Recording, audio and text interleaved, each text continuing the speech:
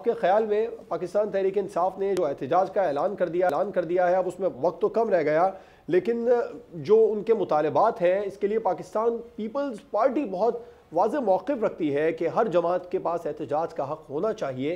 तो अब Pakistan peoples party जब PTI एहतजाज करने जा रही है तो उस पर तनकीद क्यों कर रही है?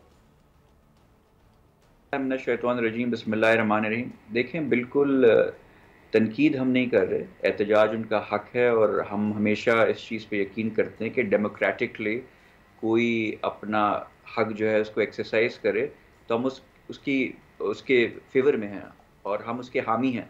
मगर मुतालबात हैं क्या? अब वो कह रहे हैं कि जो बानी को हैं रिहा करें। अब वो तो कोर्ट्स हैं, कोर्ट्स में केसेस चल रहे हैं और वो फैसले हो रहे हैं।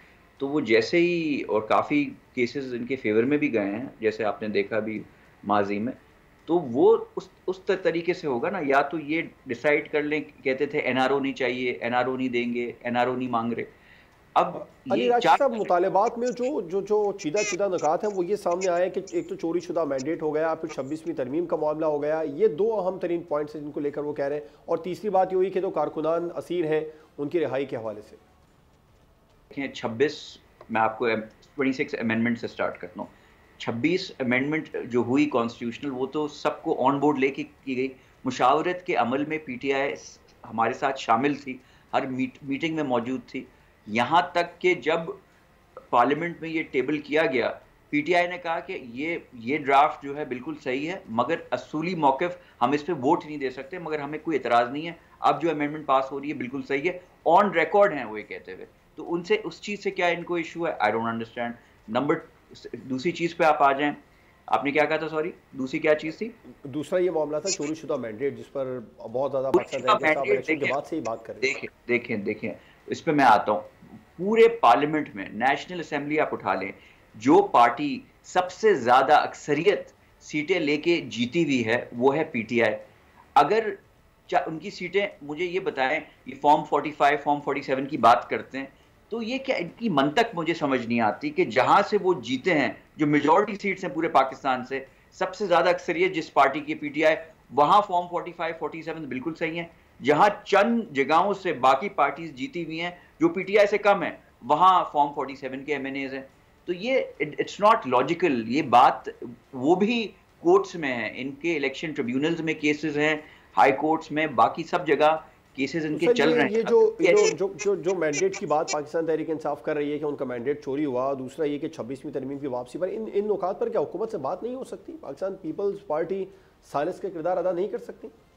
कर सकती है। हमने इनको वाज़ेह तौर पे बहुत दफ़ा ऑफर भी की कि देखें, अगर रोडों पे कौन आता है जिनकी बात नहीं, जिनकी कोई सुनवाई नहीं हो रही हो, अगर हम डायलॉग, ये मीडिया आप उठा के देख लें, कई बच्चे से पूछ लें, आपको पता है government is very open to talks. हम चाहते हैं कि आके ये टेबल पे टॉक करें, मगर आपने जैसे देखा इनके अंदरूने जो मसले हैं, इनकी धड़े जो बन चुके हैं PTI में, आपस में एक दूसरे पे ब्लेम जो चल रहा है। वो गंदापुर साहब बैरिस्टर गौहर के बारे में कुछ कह रहे होते हैं, बैरिस्टर गौहर जो है शेर मरवत के बारे में कुछ कह रहे होते हैं। बात करें तो किससे करें?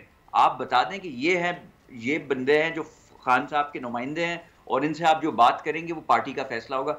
अभी तो अंदरूनी इतने मामलात इनके चल रहे हैं कि मेरे ख्याल से हुकूमत से बात करने से पहले, बैठने से पहले, इनको अंदरूनी तौर पे एक इंटरनल मीटिंग करके एक पेज पे पूरी पार्टी को आना चाहिए कि भाई आप पार्टी चाह क्या रही है, कंफ्यूजन का शिकार है। और फिर जब ये तय कर लें ये चाहते क्या है, फिर आगे हुकूमत बहुत वेलकमिंग है, चाहती है मसले का हल। देखिए, हुकूमती पार्टी या हुकूमत वक्त जो होती है वो कभी नहीं चाहती कि ये अनरेस्ट हो, वो चाहती है पॉलिटिकल स्टेबिलिटी हो। उनका जो नैरेटिव था कि महंगाई और फलानी और ढिमकाना, वो सब टूट चुका है। इन्फ्लेशन नीचे आ रही है, इंटरेस्ट रेट्स कट हो चुके हैं, स्टॉक मार्केट अपनी बुलंद तरीन सदा पे एक नॉर्मल आम आवाम को रिलीफ मिल रहा है। तो अब उनको समझ नहीं आ रहा कि हम नैरेटिव लेके चलें तो क्या चलें। वो कंफ्यूजन का शिकार है, और इसमें बेहतर मुल्क के लिए यही होगा कि बैठ के बात कर लें। मैं आपके प्रोग्राम के तवज्जुह से मैं कहता हूं कि आए, बैठें, वी आर वेलकम। बिल्कुल ठीक, आपका पॉइंट है। सब्सक्राइब करें और बेल दबाएं ताकि कोई खबर रह न जाए।